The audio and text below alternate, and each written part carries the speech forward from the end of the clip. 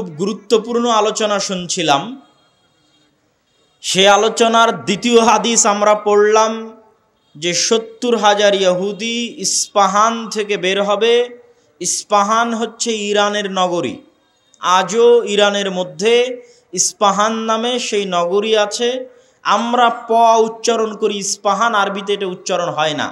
আরবিতে হয় আল আসবাহানি, বা উচ্চারণ হয় ইসবাহান বা আসবাহানি। সেখান থেকে ৭০,০০০ ইহুদি দাজ্জালের সঙ্গী হবে, সাথী হবে এবং মুসলমানদের বিরুদ্ধে যুদ্ধ করবে। আর সেই যুদ্ধের অবস্থা কি হবে সেটাও আমরা দেখলাম। আরেকটি হাদিস দেখি। عن عوف بن مالك رضي الله تعالى عنه أنه قال আউফ ইবনে মালিক রাদিয়াল্লাহু তাআলা আনহু থেকে বর্ণিত, তিনি বলেন, আমি একদা রাসূলুল্লাহ সাল্লাল্লাহু আলাইহি ওয়াসাল্লামের নিকটে আসলাম। রাসূল সাল্লাল্লাহু আলাইহি ওয়াসাল্লাম আমাকে কিয়ামতের আলামত গণালেন, আমার হাতে গণালেন। তার মধ্যে একটি আলামত রাসূল সাল্লাল্লাহু আলাইহি ওয়াসাল্লাম বললেন, সায়াকুনু হুদনাতুন মা'আর রোম, ইয়ানি সাতাকুনু হুদনাতুন বাইনাল মুসলিমিনা ওয়ার রোম। রোমান খ্রিস্টানদের সাথে মুসলমানদের একটি চুক্তি হবে, আর রোমান খ্রিস্টানেরা এবং মুসলমানেরা চুক্তিবদ্ধ হয়ে তৃতীয় কমন শত্রুর বিরুদ্ধে যুদ্ধ করবে। তথা রোমান খ্রিস্টানদের শত্রু আর মুসলমানদের শত্রু এক। তৃতীয় কমন শত্রুর বিরুদ্ধে মুসলমানেরা যুদ্ধ করবে। এই যুদ্ধে রোমান খ্রিস্টান এবং মুসলমানেরা বিজয়ী হবে। বিজয়ী হওয়ার পর একজন খ্রিস্টান দাঁড়িয়ে বলবে যে আমরা আজকে বিজয়ী হয়েছি লিহাজা সলিব, এই ক্রুশের কারণে। গলায় ঝুলানো ক্রুশ দেখিয়ে বলবে এটার কারণে আজকে আমরা বিজয়ী হয়েছি। তখন একজন মুসলমানের আঁতে ঘা লাগবে, সে দাঁড়িয়ে উঠে তার ক্রসটা ভেঙে দিবে। যখন ভেঙে দিবে তখন রোমান এবং মুসলমানেরা পরস্পরের বিরুদ্ধে যুদ্ধ করার জন্য দাঁড়িয়ে যাবে। রোমান খ্রিস্টান এবং মুসলমানেরা। সেই যুদ্ধের বর্ণনা রাসূলুল্লাহ সাল্লাল্লাহু আলাইহি ওয়াসাল্লাম হাদিসে বিস্তারিত বর্ণনা করছেন। عن أبي هريرة رضي الله تعالى عنه أنه قال قال رسول الله صلى الله عليه وسلم আবু হুরায়রা রাদিয়াল্লাহু তাআলা আনহু থেকে বর্ণিত, তিনি বলেন রাসূল সাল্লাল্লাহু আলাইহি ওয়াসাল্লাম বলেছেন, লা তাকুমুস সাআহ, কিয়ামত ততদিন পর্যন্ত সংঘটিত হবে না, হাত্তা ইয়ানজিলার রোম বিল আ'মাক আও বিদাবিক, যতক্ষণ না রোমান খ্রিস্টানেরা অবতীর্ণ না হচ্ছে সিরিয়ার আমাক এবং দাবেক নামক জায়গায়। বর্তমান সিরিয়ার হালব নগরী থেকে অনতি দূরে তুরস্ক এবং সিরিয়ার সীমান্তবর্তী অঞ্চলে, বর্তমান তুরস্কের সীমানা এবং বর্তমান সিরিয়ার সীমানা, এই সীমান্তবর্তী অঞ্চলের জায়গার নাম হচ্ছে আমাক এবং দাবেক। এখনও ওই নামেই আছে। এই আমাক এবং দাবেক জায়গায় যতক্ষণ না রোমান খ্রিস্টানেরা অবতীর্ণ না হবে মুসলমানদের বিরুদ্ধে, ফায়াখরুজু ইলাইহিম জাইশুম মিনাল মাদিনাহ, আর তাদের বিরুদ্ধে যুদ্ধ করার জন্য মদিনা মুনাওয়ারা থেকে মুসলমানদের একটি সেনাবাহিনী রওনা হবে। রাসূলুল্লাহ সাল্লাল্লাহু আলাইহি ওয়াসাল্লাম বলছেন, মদিনা মুনাওয়ারা থেকে বের হওয়া সেই মুজাহিদ বাহিনী খিয়ারু আহলিল আরজ, তৎকালীন বিশ্বের সর্বোত্তম, সবচেয়ে শ্রেষ্ঠ, সবচেয়ে দামি, সবচেয়ে আল্লাহওয়ালা পরহেজগার মানুষ হবে। মদিনা মুনাওয়ারা থেকে ওই দিন যারা বের হবে যুদ্ধের জন্য, সিরিয়ার মাটিতে যুদ্ধ করার জন্য, রাসূলুল্লাহ সাল্লাল্লাহু আলাইহি সাল্লাম বলছেন খিয়ারু আহলিল আরজ, তৎকালীন বিশ্বের সর্বশ্রেষ্ঠ আল্লাহওয়ালা পরহেজগার মানুষেরা সেই দিন মদিনা থেকে বের হবে, মদিনা মুনাওয়ারা থেকে বের হবে যুদ্ধের জন্য। যুদ্ধের কথা বর্ণনা করতে গিয়ে রাসূলুল্লাহ সাল্লাল্লাহু আলাইহি ওয়াসাল্লাম বলেন, ফায়ুকাতিলুহুম ফায়ানহাজিমু সুলুসুন লা ইয়াতুবুল্লাহ তাওবাতাহুম আবাদা, ওই দিন মুসলমানেরা 3 ভাগে বিভক্ত হয়ে যাবে। এক ভাগ যুদ্ধের মাঠ ছেড়ে পালিয়ে যাবে, আল্লাহ কোনোদিন এদের তওবা কবুল করবেন না। একদল মুসলমান যুদ্ধের মাঠ ছেড়ে পালিয়ে যাবে। আল্লাহর নবী বলছেন সাল্লাল্লাহু আলাইহি ওয়াসাল্লাম, লা ইয়াতুব, আল্লাহ কোনোদিন তাদের তওবা কবুল করবেন না, আবাদা, কোনোদিন আল্লাহ সুবহানাহু ওয়া তাআলা তাদের তওবা কবুল করবেন না। ওয়া ইউকতালু সুলুসুহুম, 3 ভাগের 1 ভাগ ওই যুদ্ধে মারা যাবে।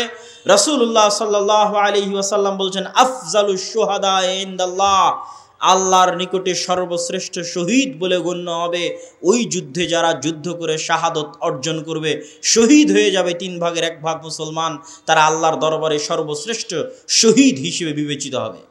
রাসূলুল্লাহ সাল্লাল্লাহু আলাইহি ওয়াসাল্লাম বললেন, ওয়াইফতাতিহুস সুলুস, আর 3 ভাগের 1 ভাগ বিজয় লাভ করবে রোমানদের উপরে, 3 ভাগের 1 ভাগ বিজয় লাভ করবে রোমানদের উপরে। লা ইফতানুনা আবাদান, এরা কোনো দিন আর কিয়ামত পর্যন্ত ফিতনায় পতিত হবে না, এবং এদের হাত দিয়ে ইফতাতিহুনা কুস্তুনতুনিয়া, কুস্তুনতুনিয়া বিজয় হবে। কুস্তুনতুনিয়া কি? আগের হাদিসেও দেখেছেন আল্লাহর নবী বলেছে, বাইতুল মাকদেসের আবাদ হওয়া, মদিনার ধ্বংস হওয়া, মদিনার ধ্বংস হওয়া, মহাযুদ্ধের শুরু হওয়া, মহাযুদ্ধের শুরু হওয়া, কুস্তুনতুনিয়া বিজয় হওয়া, কুস্তুনতুনিয়া বিজয় হওয়া, দাজ্জালের বের হওয়া। কুস্তুনতুনিয়া হচ্ছে আজকের তুরস্কের ইস্তাম্বুল। আজকের তুরস্কের ইস্তাম্বুলকে আরবিতে বলা হয় কুস্তুনতুনিয়া, ইংরেজিতে বলা হয় কনস্টান্টিনিপল। কনস্টান্টিনিপল এবং বর্তমান নাম হচ্ছে ইস্তাম্বুল। তুরস্কের রাজধানী, যদিও আগে রাজধানী ছিল, এখন অফিসিয়াল রাজধানী নয়, অফিসিয়াল রাজধানী আঙ্কারা, কিন্তু তারপরও রাজধানীর মতো মান মর্যাদা যেই শহরের, সেটাই হচ্ছে ইস্তাম্বুল, কুস্তুনতুনিয়া, কনস্টান্টিনিপল। রাসূল সাল্লাল্লাহু আলাইহি ওয়াসাল্লাম বলছেন, ফায়াফতাতিহুনা কুস্তুনতুনিয়া, ওই যে একদল বিজয়ী হবে রোমানদের উপর, তাদের হাতে আল্লাহ কুস্তুনতুনিয়া, কনস্টান্টিনিপল বিজয় দান করবেন। ফাবাইনামা হুম ইয়ানকাসিমুনাল গানাইম, যখন এই সমস্ত বিজয়ী মুজাহিদরা গনিমতের মাল বন্টন করবে এবং তাদের তরবারি ঝুলানো থাকবে গাছের সাথে, তখন একজন চিৎকার করে বলবে, সাহা ফীহিমুশ শাইতান ইন্নাল মাসীহা ক্বাদ খালাফাকুম ফি আহলিকুম, মাসীহুদ দাজ্জাল বের হয়ে গেছে আর তোমাদের বাড়িতে বাড়িতে মাসীহুদ দাজ্জাল প্রবেশ করতেছে। এখন পর্যন্ত ইমাম মাহদী আসেননি, হয়তো এনাদের মধ্যেই ইমাম মাহদী থেকে থাকতে পারেন, তবে তিনি যে ইমাম মাহদী তা এখনও প্রকাশিত আকারে জনগণের সামনে স্পষ্ট হয়নি। হবে কখন? দাজ্জাল বের হওয়ার পরে এবং সালাতের, দামেস্কের মসজিদে সালাতের পরে, যেটার বর্ণনা রাসূল সাল্লাল্লাহু আলাইহি সাল্লাম দিচ্ছেন। ফায়াখরুজুন ওয়া যালিকা বাতিল, শয়তানের এই মিথ্যা কথা শুনে তারা তরবারি নিয়ে দৌড়ে এগিয়ে যাবে কোথায়? মাসীহুদ দাজ্জাল, তার বিরুদ্ধে যুদ্ধ করার জন্য। ফাইদা জাউ শাম, তারা আস্তে আস্তে দেমাশকে চলে আসবে। দেমাশকের মসজিদে তারা কাতারবদ্ধ হয়ে সালাতের জন্য দাঁড়াবে। ইদা উকিমাতিস সালাত, যখন সালাতের ইকামত দেওয়া হবে, ফায়ানজিলু ঈসা ইবনু মারিয়াম, তখন আসমান থেকে ঈসা ইবনু মারিয়াম অবতীর্ণ হবেন। ফা আম্মাহুম ফাইদা রাআহু আদুউল্লাহ যাবা কামা ইয়াযুবুল মিলহ ফিল মা, ঈসা ইবনু মারিয়াম অবতীর্ণ হবেন ওই মসজিদে, এবং তারপরে মুসলমানেরা দাজ্জালের বিরুদ্ধে যুদ্ধ করার জন্য রওনা দিবে। এবং মসজিদে আকসার পাশে, জেরুজালেমের পাশে লুদ নামক, বাবুল লুদ, লুদ নামক দরজায় ঈসা আলাইহিস সালাতু ওয়াস সালামকে দেখে মাসীহুদ দাজ্জাল লবণ যেভাবে পানিতে দিলে গলে যায় সেভাবে গলতে থাকবে, এবং তার গলে শেষ হওয়ার আগেই, তার গলে শেষ হওয়ার আগেই রাসূল সাল্লাল্লাহু আলাইহি ওয়াসাল্লাম বলছেন, ফালাউ তারাকাহু লানযাব হাত্তা ইয়ানহালিক, যদি ঈসা ইবনু মারিয়াম তাকে ওই অবস্থায় রেখে দিতেন তাহলে সে গলে ধ্বংস হয়ে যেত, হাত্তা ইয়াহলিক, ওয়ালাকিন ইয়াকতুলুহুল্লাহ বিয়াদিহি ফায়ুরিহিম দামাহু ফি হারবাতিহি, কিন্তু আল্লাহ সুবহানাহু ওয়া তাআলা চান যে ঈসা ইবনু মারিয়ামের মাধ্যমে সে নিহত হোক, এই জন্য ঈসা ইবনু মারিয়াম তাকে হত্যা করবেন এবং দাজ্জালের রক্ত জনগণকে দেখাবেন। সম্মানিত উপস্থিতি, আরেকটি ব্যতিক্রম ধর্মী হাদিস, সেই হাদিসটা বলে আমরা আমাদের সংক্ষিপ্ত ব্যাখ্যার দিকে এগিয়ে যাব ইনশাআল্লাহ। আবু হুরায়রা রাদিয়াল্লাহু তাআলা আনহু থেকে বর্ণিত, তিনি বলেন, রাসূল সাল্লাল্লাহু আলাইহি ওয়াসাল্লাম বলছেন, সামি'তুম বিমাদিনাতিন জানিবুম মিনহা ফিল বার ওয়া জানিবুম মিনহা ফিল বাহর, তোমরা একটি শহরের কথা শুনেছ যেই শহরের এক সাইডে সমুদ্র এবং আর এক সাইডে মাটি। রাসূলুল্লাহ সাল্লাল্লাহু আলাইহি ওয়াসাল্লামের উত্তরে সাহাবীগণ বললেন, জি আমরা শুনেছি। রাসূল সাল্লাল্লাহু আলাইহি ওয়াসাল্লাম বলছেন, লা তাকুমুস সাআহ হাত্তা ইয়াগজুহা ৭০ আলফাম মিন বনি ইসহাক, ততক্ষণ পর্যন্ত কিয়ামত হবে না যতক্ষণ না বানু ইসহাকের ৭০,০০০ মানুষ তাদের বিরুদ্ধে যুদ্ধ না করছে। আর তারা সেই দিন যুদ্ধ করবে ওই শহর বিজয়ের জন্য। আর ওই শহর বিজয়ের জন্য ফালাম ইউকাতিলু বিসালাহ, কোনো অস্ত্রপাতি লাগবে না ওই শহর বিজয় করতে। ওয়ালাম ইয়ারমু বিসাহমিন, কোনো তীর নিক্ষেপ করা লাগবে না ওই শহর বিজয় করতে। ক্বালু লা ইলাহা ইল্লাল্লাহু আল্লাহু আকবার, তারা শুধু আল্লাহু আকবার ধ্বনি দিবে, তাকবীর ধ্বনি দিবে। ফায়াসকুতু আহাদু জানিবাইহা, ওই শহরের একটি প্রাচীর ধসে পড়ে যাবে।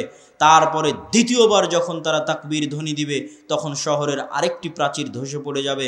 তারা তৃতীয়বার যখন তাকবীর ধ্বনি দিবে তখন শহরের আরেকটি প্রাচীর ধসে পড়ে যাবে। ফাইফাররাজুলাহুম ফায়াদখুলুহা, তারা বিজয়ী বেশে ওই শহরে প্রবেশ করবে। ফায়াগনামু ফাবাইনাহুমা ইয়াকতাসিমুনাল মাগানিম, যেই মুহূর্তে তারা বিজয়ী বেশে শহরে প্রবেশ করবে আর গনিমতের মাল বন্টন করবে, তখন শয়তান চিৎকার করে বলবে, তোমাদের ঘরে দাজ্জাল প্রবেশ করে গেছে।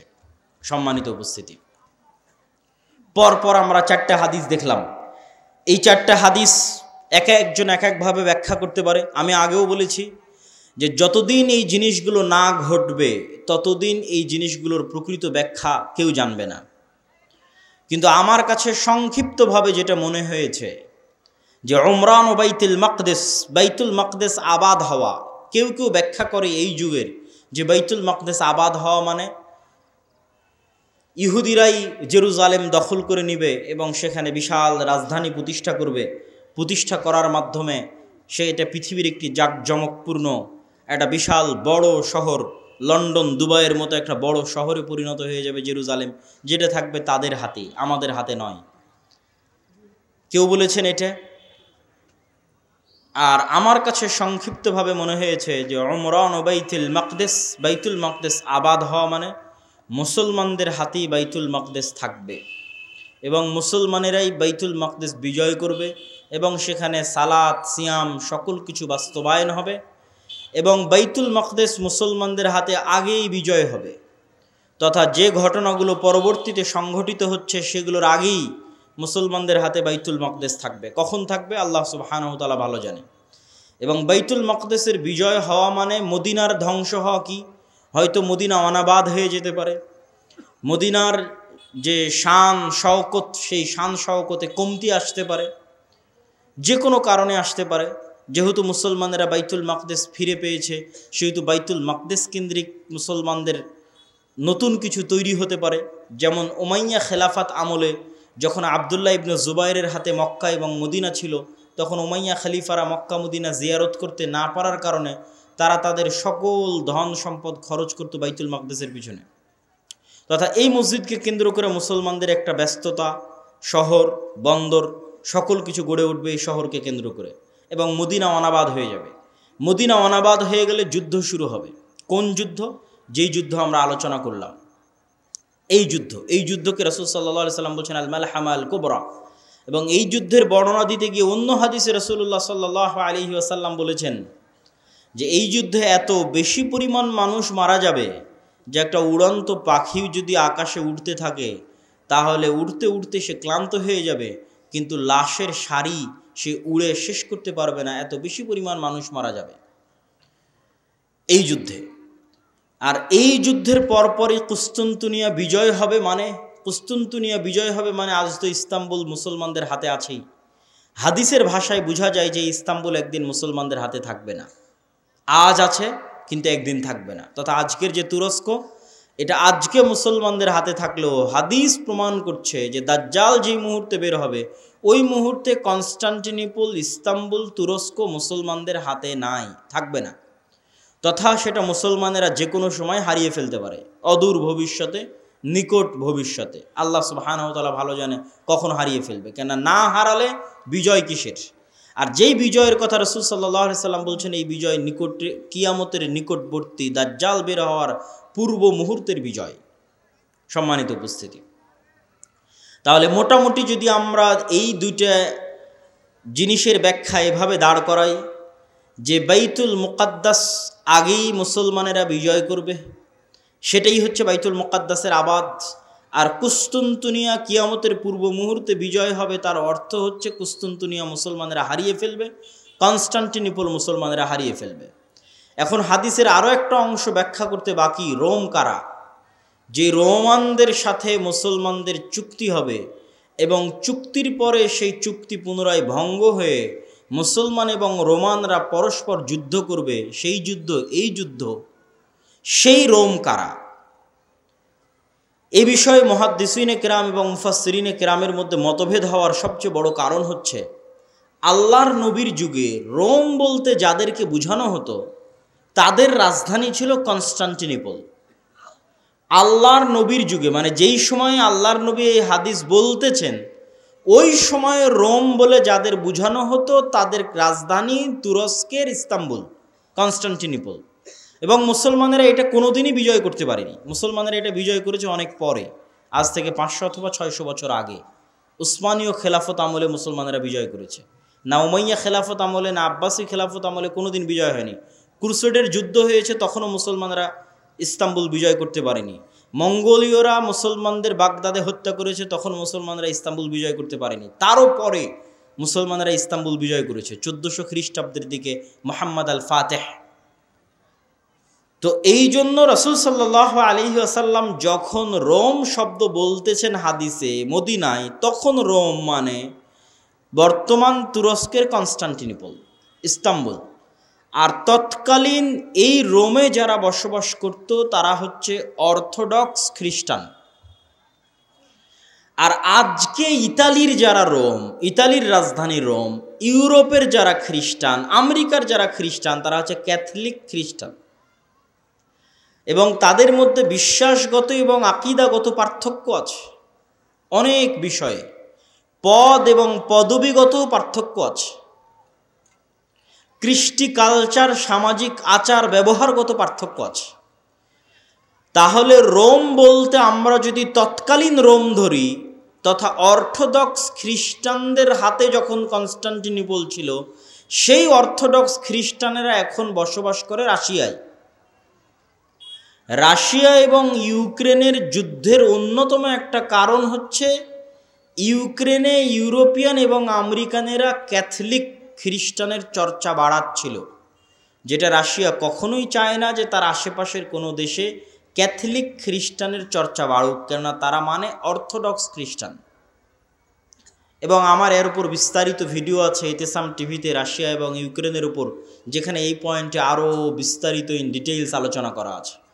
তাহলে আল্লাহর নবীর যুগের রোম যদি ধর্মীয় দৃষ্টিকোণ থেকে তাদের পরিচয় দেখি, যে আল্লাহর নবী যেই সময়ে হাদিস বলছেন ওই সময়ে রোম বলতে কাদের বোঝা হতো, তাহলে কনস্টান্টিনোপলে যে অর্থোডক্স খ্রিস্টানেরা ছিল তাদেরকে বোঝানো হতো। তারা আজ কোথায় আছে? তারা আজ রাশিয়াতে আছে। এবং রাশিয়া যে যুদ্ধগুলো লড়ে, সেই যুদ্ধগুলোর পিছনে অনেক ধর্মীয় কারণ আছে, যেটাও আমি আমার ওই ভিডিওতে স্পষ্ট আকারে ডকুমেন্টারি আকারে দেখিয়েছি, যে এই যুদ্ধগুলো শুধু বাহ্যিক কোনো কারণে লড়াই করা হয় না, বরং ধর্মীয় কারণে লড়াই করা হয়। যেমন আজকে ইসরায়েল এবং ফিলিস্তিনের যুদ্ধে ইসরায়েল যে যুদ্ধ করতেছে, এটা শুধু বাহ্যিক কোনো কারণ নয়, বরং এর পিছনে ধর্মীয় কারণ আছে, সেটাও বলবো বক্তব্যের শেষের দিকে ইনশাল্লাহ। আর যদি বলি যে না তারা নয়, তাহলে ইতালির রাজধানী যে রোম, ইতালির রাজধানী রোম মানে আজকের ইউরোপ, আজকের আমেরিকা, যারা আমাদের বিরুদ্ধে ক্রুসেডের যুদ্ধ করার জন্য এসেছিল কয়েক শতাব্দী আগে, বাইতুল মুকাদ্দাস খ্রিস্টানেরা দখল করেছিল, সুলতান সালাহুদ্দিন আইয়ুবী বিজয় করেছিলেন, সেই ক্রুসেডাররা, তাদের সাথে মুসলমানদের চুক্তি হবে, তৃতীয় কোনো পক্ষের বিরুদ্ধে মুসলমানেরা তাদেরকে সাথে করে নিয়ে যুদ্ধ করবে, সেই যুদ্ধে রোমানরা আর মুসলমানেরা বিজয়ী হবে। তারপরে রোমানদের একজন বলবে এই ক্রুশের কারণে বিজয়ী হয়েছিলাম, এক মুসলমান উঠে ভেঙে দিবে, তখন আবার তারা পরস্পর মুখোমুখি দাঁড়িয়ে যাবে। আর এই যুদ্ধ হচ্ছে মালহামা, যেটা সিরিয়াতে হবে। আজকের যে ফিলিস্তিন, আজকের যে ইসরায়েল, এগুলোও সিরিয়া, আজকের যে জর্ডান, এগুলোও সিরিয়া, সেই যুদ্ধ হবে সিরিয়াতে। আর ওই যুদ্ধে মুসলমানদের হেডকোয়ার্টার হবে গোতা নামক জায়গায়, যে গোতা নামক জায়গাটি হচ্ছে সিরিয়ার রাজধানী দামেস্ক থেকে অনতি দূরে। আর সেই যুদ্ধে রোমানদের হেডকোয়ার্টার হবে আমাক এবং দাবেক নামক জায়গায়, যা বর্তমান সিরিয়া এবং তুরস্কের সীমান্তবর্তী অঞ্চলে এখনও সেই নামে সেই জায়গা পরিচিত এবং জানা যায়। সম্মানিত উপস্থিতি, আজকে দাজ্জালের যে লম্বা হাদিস আছে সেই লম্বা হাদিস থেকেও দুই একটা পয়েন্ট বলে এই মাটি এই অঞ্চলের গুরুত্ব বোঝানোর আজকের এই পর্বের আলোচনার আমরা শেষের দিকে চলে যাব ইনশাআল্লাহ। দাজ্জালের হাদিস আপনারা সকলেই জানেন, কিন্তু সেই হাদিসে যে জায়গাগুলোর কথা দাজ্জাল বলেছে আমরা সেটাই একটু সংক্ষিপ্তভাবে তুলে ধরব। আপনারা তামিম আদ-দারি রাদিয়াল্লাহু তাআলা আনহুর বিখ্যাত হাদিস, যদি শ্রদ্ধেয় শায়েখ আব্দুর রাজ্জাক বিন ইউসুফ তার বক্তব্য শুনে থাকেন তাহলে শুনতে আরও মজা লাগবে, কিন্তু আমি শুধু ব্যাখ্যা করব যে ওখানে দাজ্জাল যে জায়গাগুলোর কথা বলে ওই জায়গাগুলো কি এবং কোথায়। তো তারা নৌকা নিয়ে সফরে বের হয়েছিলেন, 1 মাস সমুদ্রের মধ্যে ঘুরপাক খেতে থেকেছেন। ঘুরপাক খেতে খেতে যখন একটা দ্বীপে গিয়ে ঠেকেছেন, সেই দ্বীপে তাদের সাথে দাজ্জালের সাক্ষাৎ হয়েছে। দাজ্জালের সাক্ষাৎ হওয়ার আগেও একটা বড় অদ্ভুত জন্তু সেখানে দায়িত্ব পালন করছিল। সেই অদ্ভুত জন্তু নিজেকে পরিচয় দিয়েছে যে আমি হচ্ছি গোয়েন্দা, আনাল জাসসাসা। তারপরে সেই অদ্ভুত জন্তু তাদেরকে বলেছে তোমরা যার কাছে এসেছো তিনি এই দিকে আছে, এগিয়ে যাও। সেখান থেকে এবার আমি আপনাদেরকে এখান থেকে পড়ে শোনাচ্ছি যে ওখানে দাজ্জাল কি বলছে এবং সেই জায়গাগুলো কোথায়। দাজ্জাল বলছে, জিজ্ঞেস করছে, আসআলুকুম আন নাখলিহা আন নাখলে বাইসান আখবিরুনি আন নাখলে বাইসান। বাইসান নামক খেজুর বাগান সম্পর্কে আমাকে তোমরা সংবাদ দাও। কুলনা আন আইয়ি শানিহা তাস্তাখবির। বাইসান নামক খেজুরের বাগান সম্পর্কে তুমি কি জানতে চাও? তখন দাজ্জাল উত্তরে বলছে, আসআলুকুম আন নাখলিহা। বাইসান নামক খেজুর বাগানে এখন খেজুর হয় কিনা এ বিষয়ে আমাকে জানাও। হাল ইউসমির আমলা। তখন ওই তামিম আদ-দারি রাদিয়াল্লাহু তাআলা আনহু এবং তার সাথে যারা গেছে তারা উত্তরে বললেন, কুলনা নাআম, এখনো সেখানে খেজুর হয়। তখন দাজ্জাল উত্তরে বলছে, আমা ইন্নাহু ইউশিকু আল্লা তুসমির। জেনে রাখো অচিরেই সেই বাইসান নামক খেজুর বাগানে খেজুর হবে না। ক্বালা আখবিরুনি আন বুহায়রা আত-তাবারিয়াহ। তোমরা আমাকে বুহায়রা আত-তাবারিয়াহ, তাবারিয়া লেক, তাবারিয়া খাল সম্পর্কে জানাও। কুলনা আন আইয়ি শানিহা তাস্তাখবির। তাবারিয়া খাল সম্পর্কে তোমাকে কি বলবো? ক্বালা হাল ফিহা মা। সেখানে কি পানি আছে? তখন উত্তরে বলছে, হিয়া কাসীরাতুল মা, অনেক বেশি পানি আছে। ক্বালা আমা ইন্নামা ইউশিকু আন ইয়াযহাব। জেনে রাখো অচিরেই সেই খালে পানি থাকবে না। ক্বালা আখবিরুনি আন আইনি যুগার। আইনে যুগার সম্পর্কে আমাকে জানাও। ক্বালু আন আইয়ি শানিন তাস্তাখবির। তুমি আইনে যুগার সম্পর্কে কি জানতে চাও? বলে আইনে যুগারে কি এখনো পানি আছে? সেখান থেকে কি মানুষজন পানি নিয়ে চাষাবাদ করে? তখন আমরা বললাম, হ্যাঁ, হিয়া কাসীরাতুল মা, এখনো মানুষ সেখান থেকে পানি নিয়ে চাষাবাদ করে। তখন সে উত্তরে বলল, অচিরেই সেখানে পানি থাকবে না। তখন বলছে, আখবিরুনি আন নাবিয়্যিল উম্মিয়িন। উম্মিয়িনদের নাবী সম্পর্কে আমাকে জানাও। অশিক্ষিত মূর্খ যারা লেখা জানে না, পড়া জানে না, তাদের জন্য যে নবী প্রেরণ করা হয়েছে সেই নবী সম্পর্কে আমাকে জানাও। এই মর্মে কথা সামনের দিকে আগাতে থাকলো। সম্মানিত উপস্থিতি, এখানে 3টা জায়গার কথা বলেছে দাজ্জাল। আশ্চর্যজনক হলেও সত্য যে আজকের পৃথিবীতে এই 3টি জায়গায়, তন্মধ্যে বাইসান নামক খেজুরের বাগান এবং যোগার নামক ঝর্ণা, এই 3টাকে এক্সাক্ট চিহ্নিত করা খুব কঠিন হয়ে যায়। বিশেষ করে আইনে যোগারকে এক্সাক্ট চিহ্নিত করা যে এটা আইনে যোগার, এটার বিষয়ে নিশ্চিত কেউ গবেষকরা এখন পর্যন্ত তথ্য দিতে পারেনি। কিন্তু বাইসান খেজুরের বাগান সম্পর্কে মোটামুটি ধারণা পাওয়া যায় যে এই খেজুরের বাগান হচ্ছে বাইসান খেজুরের বাগান। আর বুহায়রা আত-তাবারিয়াহ এটা এত প্রসিদ্ধ, এত ব্যাপক, এত পরিচিত যে সবাই জানে। এমনকি ইসরায়েলে সারা পৃথিবী থেকে শত শত খ্রিস্টান এই বুহায়রা আত-তাবারিয়া দেখার জন্য যায়। এই জন্য দেখার জন্য যায়, তারা মনে করে তাদের তাওরাত, তাদের বাইবেলে ঈসা আলাইহিস সালাতু ওয়াস সালামের যত মুজিজার কথা বলা আছে সকল মুজিজা তিনি দেখিয়েছিলেন বুহায়রা তাবারিয়ার উপরে অথবা বুহায়রা তাবারিয়ার পাশে। সেই মুজিজা যদি হয় অন্ধ ব্যক্তিকে চক্ষুস্মান করে দেওয়া, সেই মুজিজা যদি হয় টাকওয়ালা ব্যক্তির মাথায় চুল গজিয়ে দেওয়া, সেই মুজিজা যদি হয় মৃত ব্যক্তিকে জীবিত করা, এগুলোর অধিকাংশ মুজিজা তাদের বিশ্বাস অনুযায়ী ঈসা আলাইহিস সালাতু ওয়াস সালাম এই লেক, এই খালের পাশে অথবা তার উপরে তিনি করে দেখিয়েছিলেন, এই জন্য তারা দেখতে আসে। এবং এইটা চলমান বর্তমান ইসরায়েলের সীমানার অন্তর্ভুক্ত। এবং আনুমানিক গবেষণা অনুযায়ী বাইসানের খেজুরের বাগান এবং জোগারের ঝর্ণা এবং তাবারিয়ার লেক তিনটাই বর্তমান ইসরায়েলের সীমানার অন্তর্ভুক্ত, যেই জায়গাগুলোর কথা এই হাদিসে দাজ্জাল তামিম আদ-দারি রাদিয়াল্লাহু তাআলা আনহুকে জিজ্ঞেস করতেছে। তাহলে একদম যদি আমরা সামারি এবং সারমর্ম করি, তাহলে কিয়ামতের পূর্ব মুহূর্তে যা যা সংঘটিত হবে সব বড় বড় ঘটনা এই মাটিতে, এই জমিনে সংঘটিত হবে, শামের মাটিতে সংঘটিত হবে। আল মসজিদুল আকসা বাইতুল মুকাদ্দাস কেন্দ্রিক যে এরিয়া, যে জগৎ, যে দেশ, সেখানে সংঘটিত হবে। এবং আমি আমার অতীতের বক্তব্যগুলোতে বলেছি যে বাইতুল মুকাদ্দাসই একমাত্র কারণ পৃথিবীর, যেই কারণে পৃথিবীর 90% মানুষ যুদ্ধে জড়িয়ে যেতে পারে, যেই কারণে পৃথিবীর 90% মানুষ যুদ্ধে জড়িয়ে যেতে পারে, তার অন্যতম একটি কারণ হচ্ছে মসজিদ আকসা। কেননা পৃথিবীর তিনটা ধর্মের মানুষ এই মসজিদের দাবিদার। ইহুদিরা দাবিদার, খ্রিস্টানেরা দাবিদার, আমরা মুসলমানেরা দাবিদার। যেহেতু তিনটা ধর্মই আসমানি দিন, আসমান থেকে এসেছে, তিনটা ধর্মের গ্রন্থই আসমানি গ্রন্থ, ওই দুইটা গ্রন্থে বিকৃতি এসেছে, ওই দুইটা ধর্মে বিকৃতি এসেছে। ইসলামে বিকৃতি আসেনি, কোরআনে বিকৃতি আসেনি। কিন্তু যেহেতু একই জায়গা থেকে আগত, এই জন্য ঘটনা, আকিদা, বিশ্বাস, কাহিনী অনেক কিছুই সেম এবং কমন।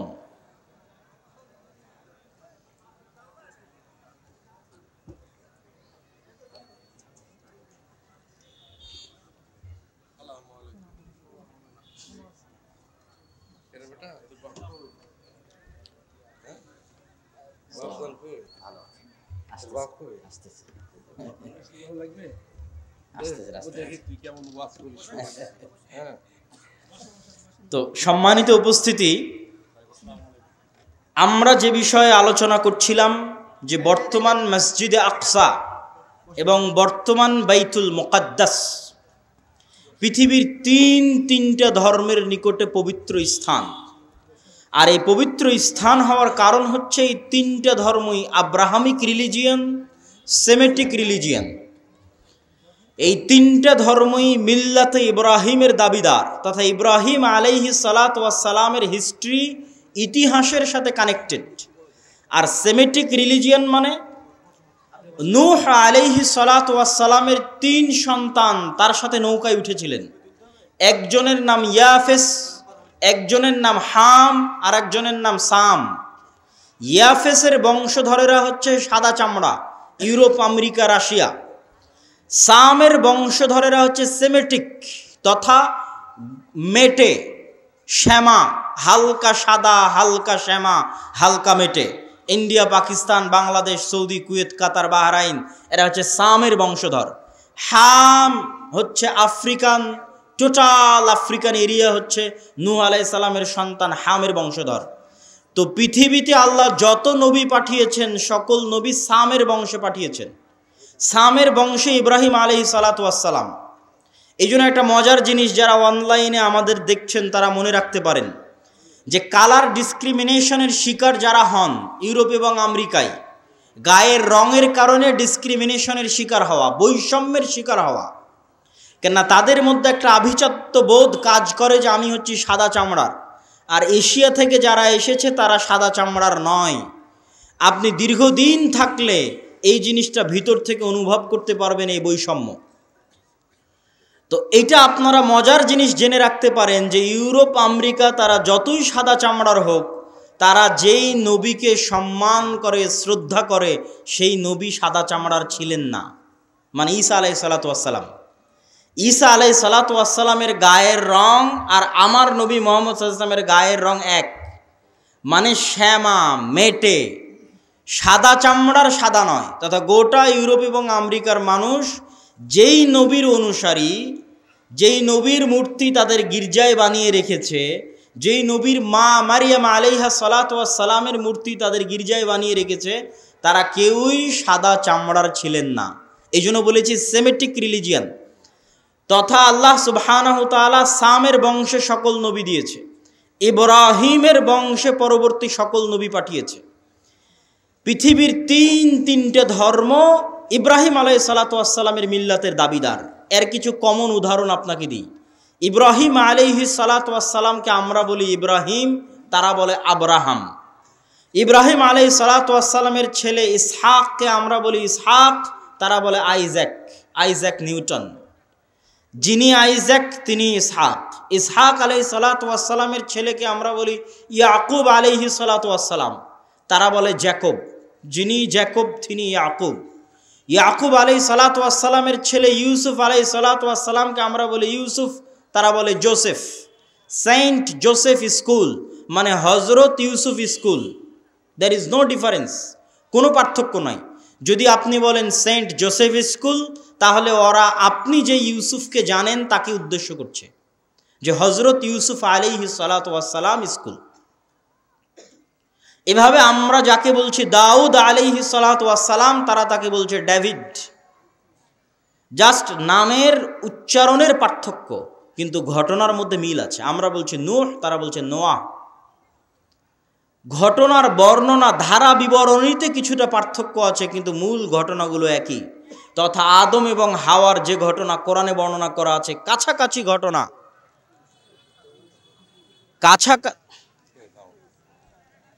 কেমন আছে?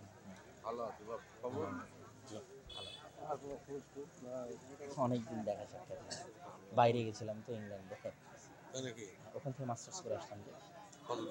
1 বছরে একটা মাস্টার্স করে আসলাম ইংল্যান্ড থেকে। জি, ইসলামিক ব্যাংকের উপর, ইসলামিক ব্যাংকিং সিস্টেম। এই তানজিল ভাই, আব্বুকে ডেকে নিয়ে আসে, নিয়ে আসতেছেন? হ্যাঁ বলতেছি, বক্তব্য শেষের দিকে চলে যাচ্ছি, দেখেন। হ্যাঁ হ্যাঁ বলবো ইনশাল্লাহ, আমি বুঝাবো, বক্তব্যের মধ্যে বলবো।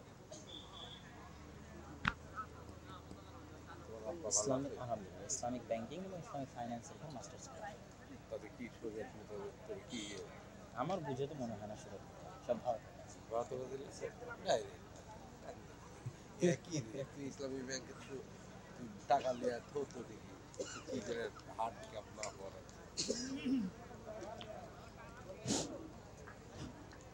সম্মানিত উপস্থিতি, তো আমরা আলোচনা করছিলাম ইহুদি, খ্রিস্টান এবং ইসলাম, এই তিনটে ধর্ম আব্রাহামিক রিলিজিয়ান।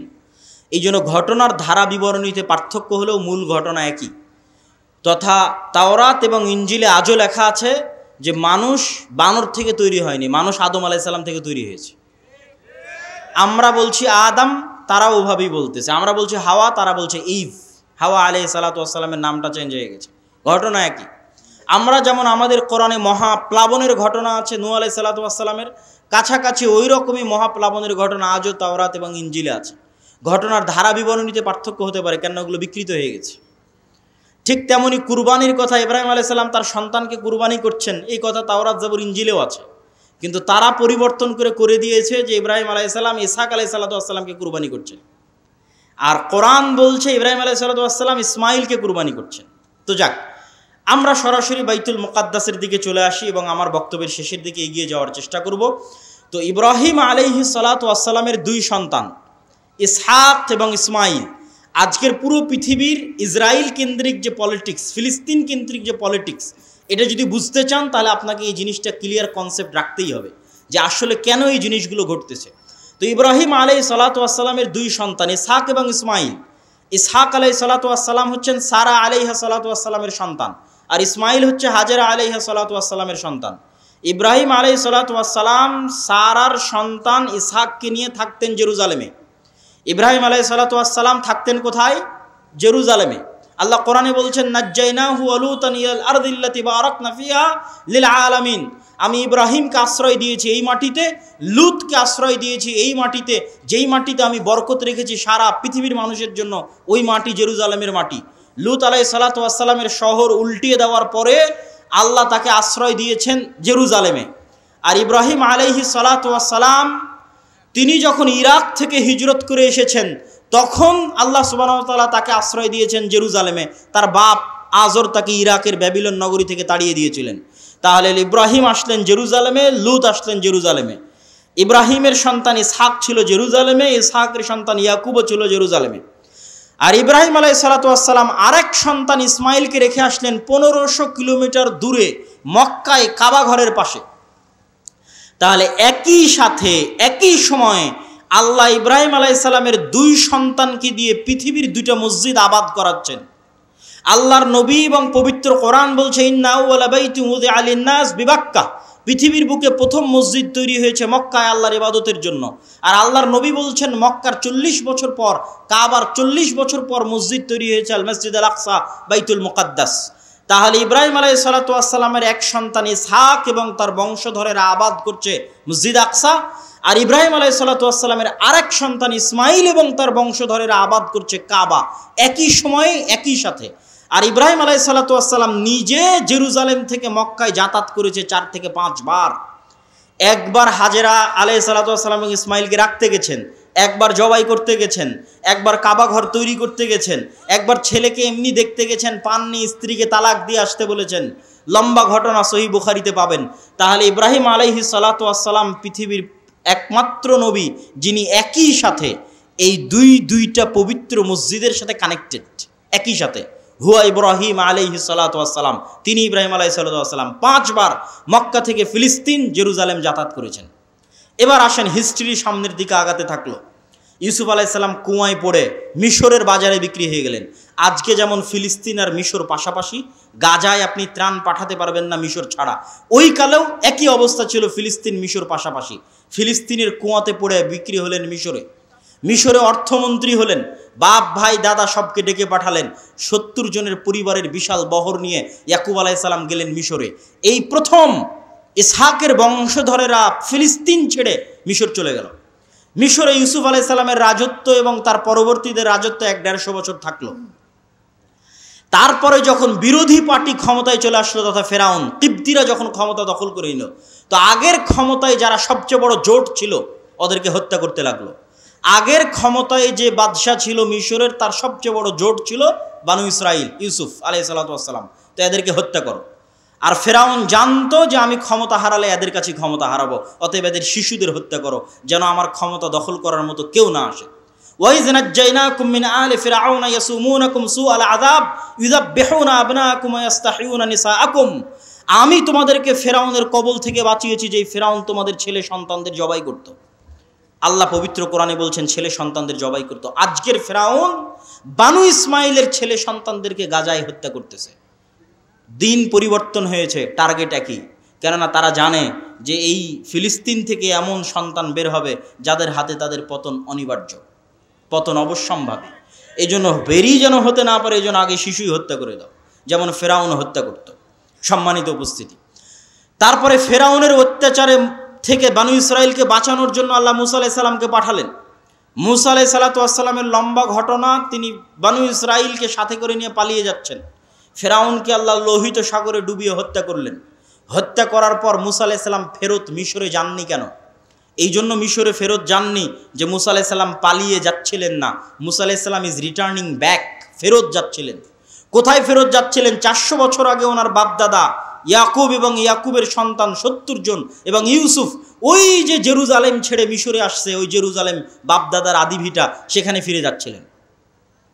ইতিহাসের সত্য মিথ্যা জানা যায় না, কিন্তু ইতিহাসে লেখা আছে যে ইউসুফ আলাইহিস সালাম মিশরে মারা গেলেও তাকে তিনি ওসিয়ত করে গেছিলেন কবর দেওয়ার জন্য জেরুজালেমে।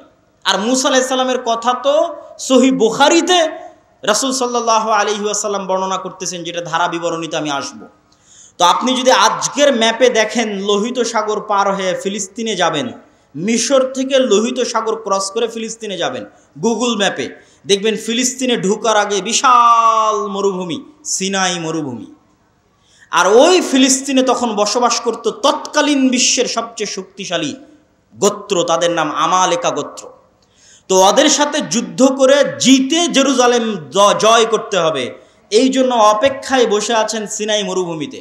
সিনাই মরুভূমি যেহেতু মরুভূমি, আর লোহিত সাগরের পানি যেহেতু লবণাক্ত, এই জন্য কোনো খাবার নাই, না মরুভূমিতে কোনো ফলমূল হয়, না মরুভূমিতে কোনো পানি আছে। এই জন্য সূরা বাকারায় বানু ইসরাইলের ঘটনা পড়ে দেখবেন যে আল্লাহ মুসা আলাইহিস সালাতু ওয়াস সালামকে বললেন, তুমি লাঠি দিয়ে পাথরে আঘাত করো, তোমার সম্প্রদায়ের জন্য ঝর্ণা তৈরি করে দিচ্ছে। তুমি আল্লাহর কাছে দোয়া করো, আর জান্নাত থেকে মান্না এবং সালোয়া পাঠিয়ে দিচ্ছে। জান্নাত থেকে পাখির আকারে এবং গাছে ঝুলন্ত আকারে, বাড়ির উপরে গাছে ঝুলন্ত আকারে জান্নাত থেকে মান্না এবং সালোয়া আসতো, কেননা মরুভূমিতে কোনো খাবার ছিল না। তারপরে মুসা আলাইহিস সালাতু ওয়াস সালাম তাদের নিয়ে জেরুজালেম বিজয় করতে যাবেন মর্মে যুদ্ধের ঘোষণা দিলেন। এরা ছিল নিমক হারাম কওম। আল্লাহর এত বড় নিয়ামত দেখার পরও এরা বলল, ইযহাব আনতা ওয়া রাব্বুকা ফাকাতিলা, মুসা আপনি আর আপনার আল্লাহ গিয়ে যুদ্ধ করেন, আমরা যুদ্ধ করতে পারবো না। বলেন নাউজুবিল্লাহ। এই জন্য মুসা আলাইহিস সালাম জেরুজালেম বিজয় করতে পারেননি। তখন মুসা আলাইহিস সালাতু ওয়াস সালাম আল্লাহর কাছে দোয়া করেছিলেন, যেন আমার লাশ, আমার মৃত্যু যেন জেরুজালেমের এত নিকটে হয় যে একটা ঢিল মারলে, যেন জেরুজালেম থেকে বাইতুল মুকাদ্দাস থেকে একটা ঢিল মারলে আমার কবরে এসে পড়ে। মুহাম্মদ সাল্লাল্লাহু আলাইহি ওয়াসাল্লাম বুখারীর হাদিসে বলছেন, আমি যদি আজ ফিলিস্তিনে থাকতাম তোমাদের দেখাতাম যে কোথায় মুসা আলাইহিস সালাতু ওয়াস সালামের কবর আছে। সম্মানিত উপস্থিতি, তারপরে ধারা বিবরণী আমি সংক্ষিপ্ত আকারে আজকের পর্যন্ত আপনাকে আমি বুঝিয়ে দিচ্ছি। তারপরে ইউশা বিন নুনের মাধ্যমে জেরুজালেম বিজয় হলো। আমার আগের বক্তব্য শুনে দেখবেন, আল্লাহ জেরুজালেম বিজয়ের দিন সূর্যকে থামিয়ে দিয়েছিলেন। সূর্যকে থামিয়ে দিয়ে ইউশা বিন নুন জেরুজালেম বিজয় করেছিলেন। তারপরে আস্তে আস্তে আস্তে আস্তে দাউদ এবং সুলাইমান আলাইহিস সালাতু ওয়াস সালাম আসলেন। দাউদ এবং সুলাইমান আলাইহিস সালাতু ওয়াস সালাম পৃথিবীর সবচেয়ে বড় রাজত্ব জেরুজালেমে কায়েম করলেন। সুলাইমান আলাইহিস সালাম দ্বিতীয়বার মসজিদ আকসা নির্মাণ করালেন জিনদেরকে দিয়ে। আর পৃথিবীর অত শক্তিশালী, অত বড় রাজত্ব পৃথিবীতে আগে আর কোনোদিন হয়নি, পরেও কোনোদিন হবে না, সেটা কায়েম হলো জেরুজালেমে। তারপরে দাউদ এবং সুলাইমানের পরে আস্তে আস্তে চলে আসলেন ঈসা আলাইহিস সালাতু ওয়াস সালাম। ঈসা আলাইহিস সালাতু ওয়াস সালামের মা মারিয়াম কোন মসজিদের খাদেম ছিলেন? মসজিদ আকসার খাদেম ছিলেন। ঈসা আলাইহিস সালাতু ওয়াস সালাম কোন শহরে জন্ম নিয়েছেন? এই জেরুজালেম, এই নগরীতে জন্ম নিয়েছেন। এই জন্যই তো আপনি খ্রিস্টানদের যদি বলেন তোমাদের গোটা দুনিয়া দিয়ে দিব, ইউরোপ আমেরিকা, জেরুজালেম দিব না, তাহলে হবে না। কেননা এখানে তারা যাকে নবী বলে শ্রদ্ধা করছে তার স্মৃতি এই শহরে আছে। ঈসা আলাইহিস সালাতু ওয়াস সালামের স্মৃতি এই শহরে আছে। ঈসা আলাইহিস সালামের আম্মা মারিয়াম আলাইহা সালাতু ওয়াস সালামের স্মৃতি এই মসজিদে আছে।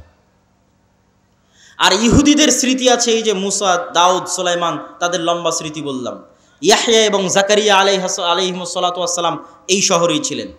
ঈসা আলাইহিস সালাতু ওয়াস সালাম দিয়ে আল্লাহ বানু ইসরাইলের নবী দেওয়া বন্ধ করে দিলেন। ওই যে ইসহাক আলাইহিস সালাতু ওয়াস সালাম থেকে শুরু হয়ে গোটা দুনিয়ার হিস্ট্রি আপনাকে 5 মিনিটে বলে দিলাম। ঈসা আলাইহিস সালাতু ওয়াস সালামে এসে আল্লাহ বানু ইসরাইলের নবী পাঠানো স্টপ। ওই যে এবার 5000 বছর যাবত ইব্রাহিমের আর এক সন্তান, তার সন্তানেরা আবাদ করতেছে মক্কায় কাবা। 1000 বছর যাবত আবাদ করতেছে। আল্লাহ ওটাকে সেভ রেখেছিলেন। পৃথিবী আল্লাহ সুবহানাহু ওয়া তাআলা কিভাবে ফাংশন করবেন এটা তার পূর্ব পরিকল্পিত, পূর্ব প্ল্যান। সেই ফাংশন করার জন্য ইব্রাহিম আলাইহিস সালাতু ওয়াস সালামের এই সন্তানে মাত্র একজন নবী আল্লাহ সুবহানাহু ওয়া তাআলা পাঠিয়েছেন। তিনি হচ্ছেন আমাদের নবী মুহাম্মদ সাল্লাল্লাহু আলাইহি ওয়াসাল্লাম, যিনি মক্কায় আসলেন। মক্কায় এসে তিনি নবীর দাবি করলেন এবং হেরাক্লিয়াসের দরবারে আবু সুফিয়ানকে জিজ্ঞেস করা হলো যে মুহাম্মদ সাল্লাল্লাহু আলাইহি ওয়াসাল্লামের পূর্বে কি আর কেউ নবী দাবি করেছিল? আবু সুফিয়ান বলল, না, মুহাম্মাদের পূর্বে মক্কায় আর জীবনে কোনোদিন কেউ নবী দাবি করেনি। হেরাক্লিয়াস বলল, যদি বলতে যে তার পূর্বে কেউ নবী দাবি করেছিল তাহলে আমি বলতাম দেখা দেখি নবী দাবি করছে। যেহেতু পূর্বে কেউ নবী দাবি করেনি, অতএব ভাবতে হবে যে মুহাম্মদ সাল্লাল্লাহু আলাইহি ওয়াসাল্লাম কেন নবী দাবি করছেন। তুমি আমাকে বলো, ওই মক্কায় মুহাম্মদ সাল্লাল্লাহু আলাইহি ওয়াসাল্লামের পূর্বে কেউ কি রাজা বাদশাহ ছিল? আবু সুফিয়ান বলছে, না, কেউ তো রাজা বাদশাহ ছিল না। 1000 বছর যাবৎ আমরা জানি না যে এই বংশে, এই অঞ্চলে কোনোদিন রাজত্ব ছিল, বরং আজীবন এরা রোমান এবং পারস্য এম্পায়ারের অধীনে তাদের জীবন কাটেছে। ওখানে কোনোদিন রাজত্ব তৈরি হয়নি, মক্কা কেন্দ্রিক কোনো রাজত্ব তৈরি হয়নি। তখন বলছে, তাহলে তো অবশ্যই ভাবতে হয়, যদি তুমি বলতে এখানে কোনোদিন রাজা ছিল তাহলে আমি বলতাম যে বাপের দেখা দেখি, বাপদাদার সম্পত্তি, বাপদাদার রাজত্ব ফিরে পাওয়ার জন্য এখন নিজে নবুয়তের দাবি করছে। যেহেতু মক্কা কেন্দ্রিক কোনোদিন রাজত্ব তৈরি হয়নি, মক্কায় কোনোদিন কেউ নবী দাবি করেনি, আবার তোমরা বলছো যে ওখানে ইব্রাহিমের সুন্নাত পাওয়া যায়, মানে হেরাক্লিয়াস স্বপ্নে দেখেছিল আরবদের মধ্যে যারা খাতনা করে। হেরাক্লিয়াস সব পাদ্রীদের ডেকে বলছে, কারা খাতনা করে? পাদ্রীরা বলল, শুধু ইহুদিরা খাতনা করে। বললাম, না, আমি স্বপ্নে দেখেছি আরবদের মধ্যে কারা খাতনা করে।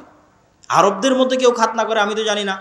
তখন আবু সুফিয়ানকে ডেকে নিয়ে এসে জানা গেল মক্কার কুরাইশরা যুগ যুগ ধরে খাতনা করে আসতেছে। কেন? মক্কার কুরাইশদের আদি পিতা তো ইসমাইল আলাইহিস সালাতু ওয়াস সালাম, যিনি ইব্রাহিমের সন্তান। এটা ইব্রাহিমের সুন্নাত, মিল্লাতে ইব্রাহিমের সুন্নাত। সম্মানিত উপস্থিতি, এই জায়গায় হলো সুপারিয়রিটিতে ধাক্কা। ইহুদি এবং বানু ইসরাইলের যে সুপারিয়রিটির থিওরি, পৃথিবীর মাত্র দুটা জাতি এত ভয়ঙ্কর সুপারিয়রিটিতে বিশ্বাস করে যা পৃথিবীর আর কোনো জাতি বিশ্বাস করে না, একটা ব্রাহ্মণ আর একটা ইহুদি। হিন্দুদের মধ্যে যে 4টা গ্রুপ আছে তার মধ্যে একটা হচ্ছে ব্রাহ্মণ। তারা বিশ্বাস করে যে তারা হচ্ছে খোদার মাথা থেকে, তাদের প্রভুর মাথা থেকে সৃষ্টি হয়েছে, এই জন্য তাদের সম্মান মর্যাদা সবার উপরে, বাকি সব তাদের গোলাম। শূদ্র বৈশ্য ক্ষত্র যা আছে সব তাদের গোলাম। আর এরা বিশ্বাস করে যারা আল্লাহর সন্তান, বলেন নাউজুবিল্লাহ, এরা বিশ্বাস করে আর আল্লাহর সন্তান, এবং এদের সবচেয়ে বড় গর্ব হচ্ছে যে ইব্রাহিমের সন্তান, ইসহাকের বংশধর। যদিও আজকের আধুনিক বিশ্বে কোনো প্রমাণ নাই যে চলমান ইসরায়েলে যারা বসবাস করছে এরা ইব্রাহিম আলাইহিসসালাতু ওয়াসসালামের ব্লাডলি কানেক্টেড। কি জন্য প্রমাণ নাই? আমার আগের আলোচনা থেকেই দলিল পেয়ে যাবেন।